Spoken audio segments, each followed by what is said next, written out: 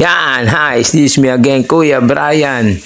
Andito pala, dumating ang pasalubong sa akin ni Boss Onyok. Maraming salamat sa iyo, Boss Onyok, sa pasalubong mo sa aking gardenia. May thank you so much sa iyo. At siyempre, day 2 ulit ng maulan na panahon. Ayan. Kahit naman maulan talaga, papasok pa rin tayo. Konti lang naman yung ulan eh. Medyo gumaganda na yung panahon. Sana magtuloy-tuloy. Pero sabi ng Pag-asa, hanggang weekend pa daw ang ulan na yan dahil hinahatak ni Habagat ang bugso-bugsong ulan yan. Pero sana nga gumanda na ang panahon dahil suspended na naman ang klase ng mga bata. Ayan.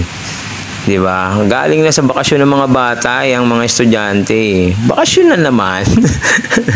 Di ba? Wala na naman pasok. Pero kahit nasa bahay guys ha, lalo na mga anak ko, mag-aaral kayo mabuti.